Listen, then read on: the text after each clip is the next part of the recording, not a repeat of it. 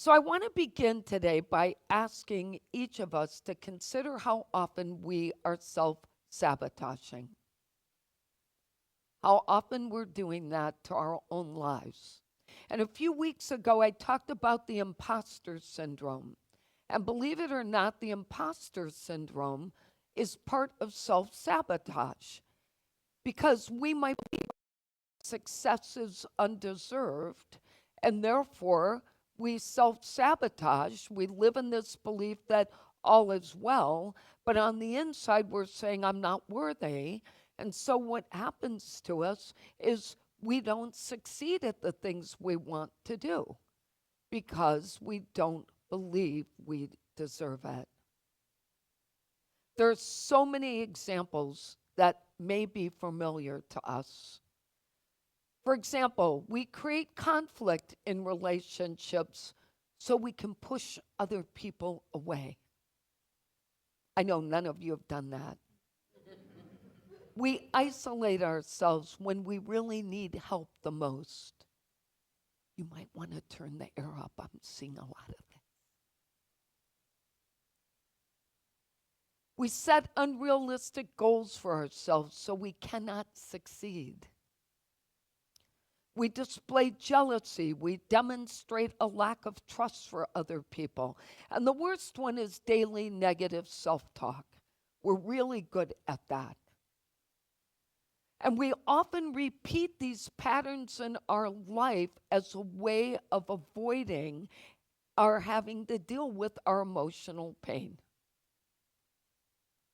But believe it or not, a healthier approach to self-sabotage would be to see self-sabotage as a form of spiritual self-protection. Now, why is it spiritual self-protection? Because every time we self-sabotage, what happens is we're forced to deal with the stuff we've shut into ourselves, with the past, with all the tired old beliefs. And it forces us to deal with our emotional wounds and to reconnect with God's divine light. Perfect example, a child who grew up feeling that love was conditional. There was no unconditional love. May not see themselves, and when they're an adult, as being worthy of unconditional love. But those stories replay over and over in our head. And we start to believe them. I'm not worthy. I don't deserve it. I'm not able to deserve good things in my life.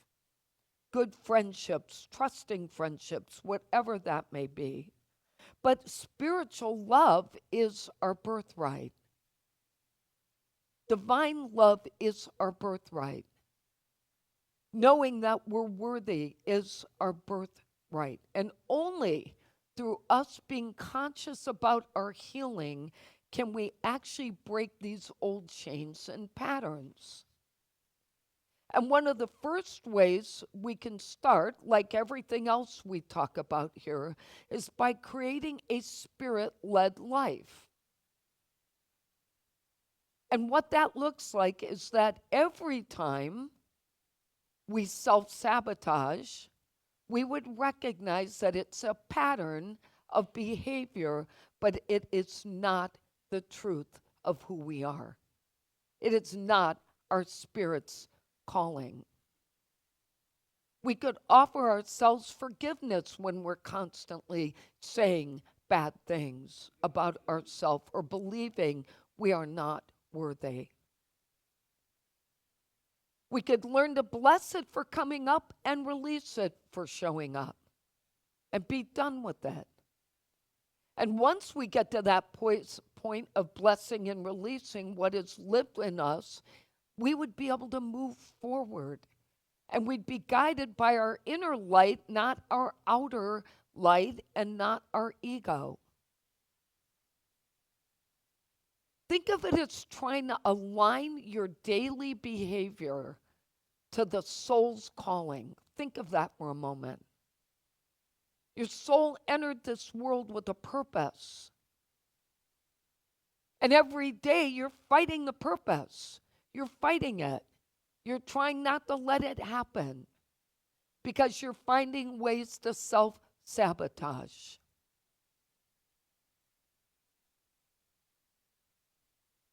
We need to uncover all the limiting beliefs our soul is carrying around, all the things that seriously burden us.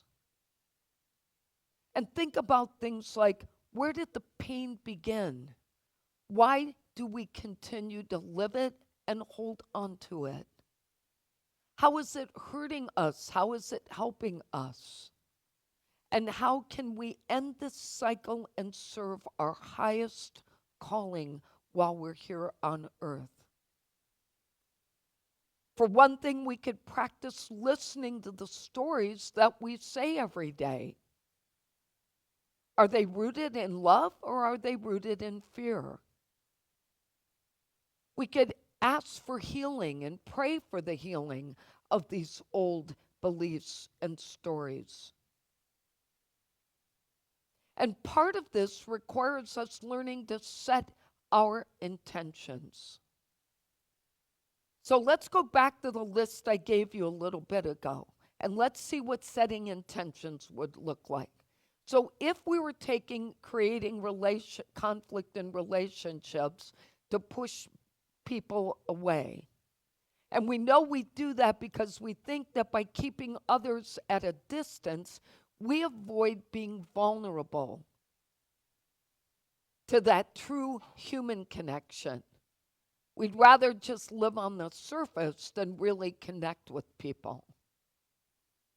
But if we could set our intentions to see relationships as sacred opportunities to practice things like forgiveness and compassion and authentic love. Let's take isolating ourselves when we need help. We know that we are living as an imposter when we do that because we're protecting other people from knowing the depth of our pain and our suffering.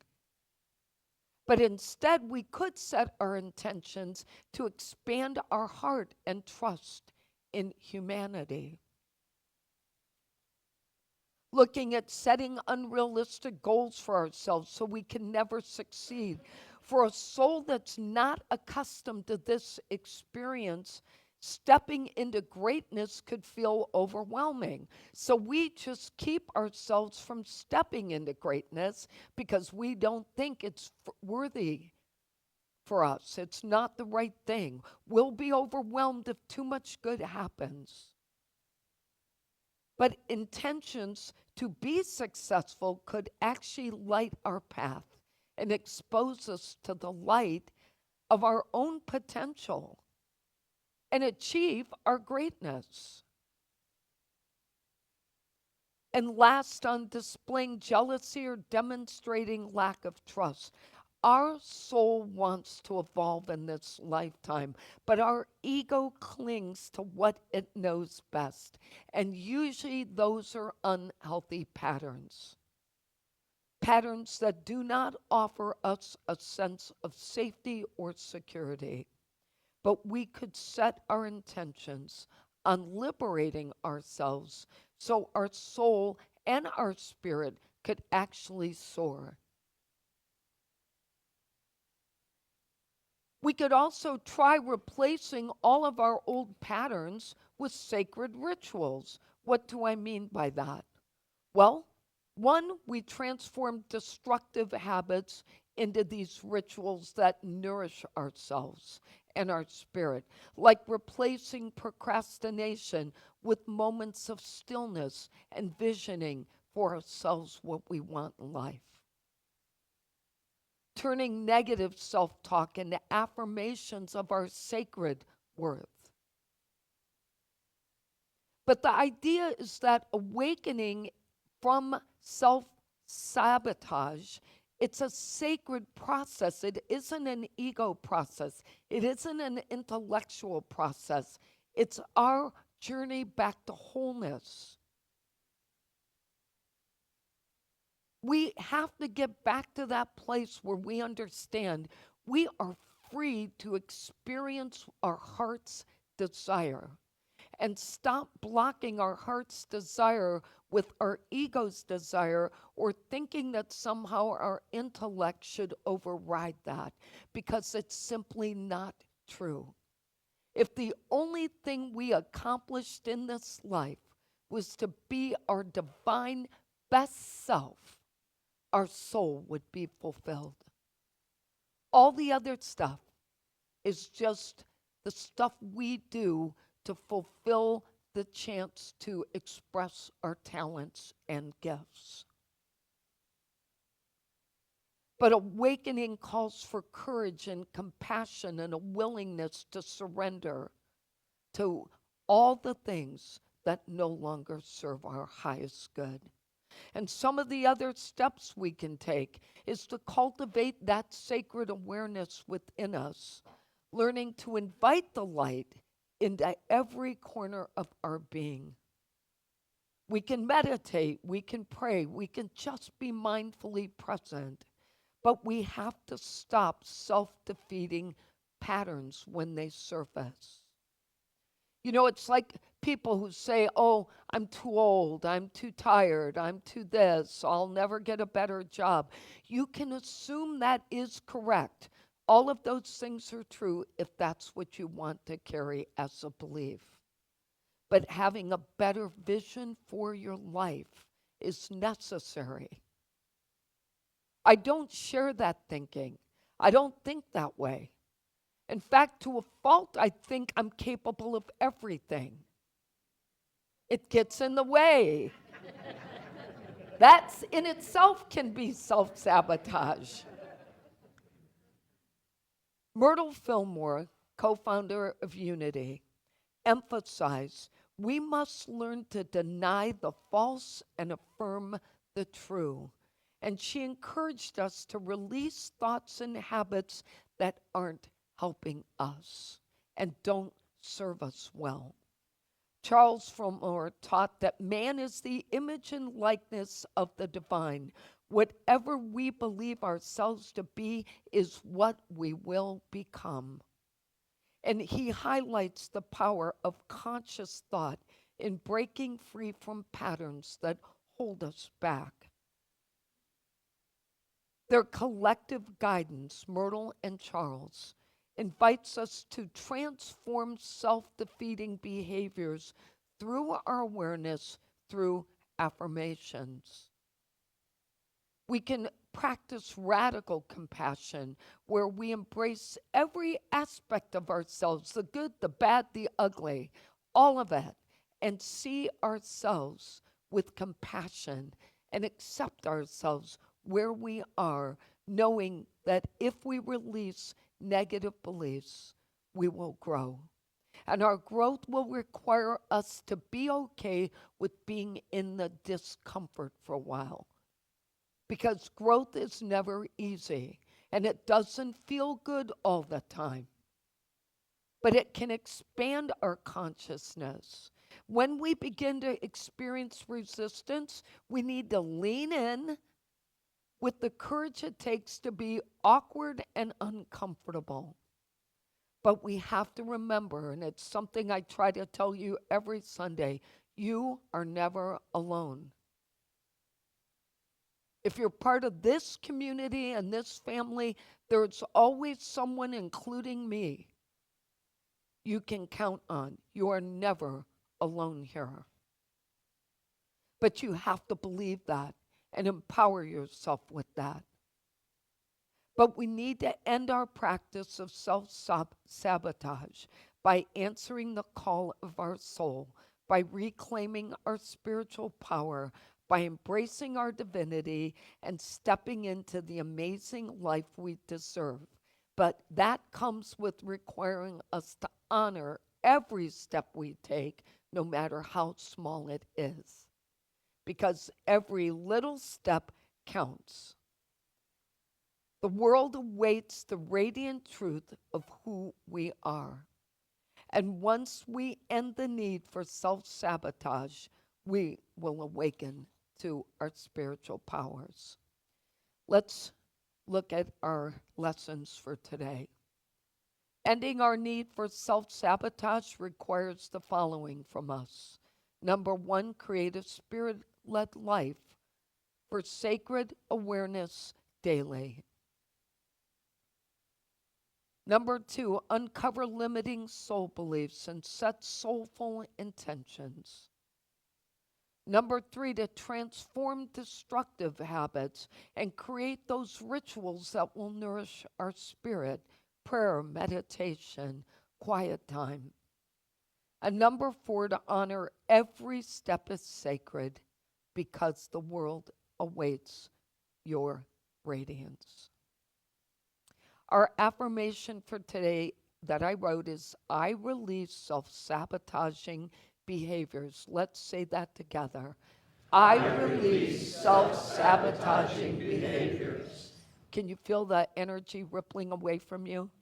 Okay, you just put it out in the universe. You better be prepared. Our quote for today is from Jan Coan, and he said, self-sabotage is when you drill holes in your own ship because the trip is going so well that you feel uncomfortable because someone or something taught you that you don't deserve smooth sailing. Isn't that great? I love that quote. All right, let's just take a moment to reflect. So we pause now to reflect upon the gift of enhancing our spirit, of growing and living a spirit-led life that allows our soul to be what it came here to be, that does not find the negative in us or others, that does not rain on other people's parades or our own,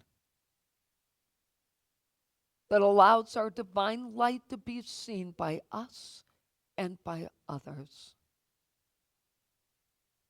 And for all of that, we say, thank you, God. Amen.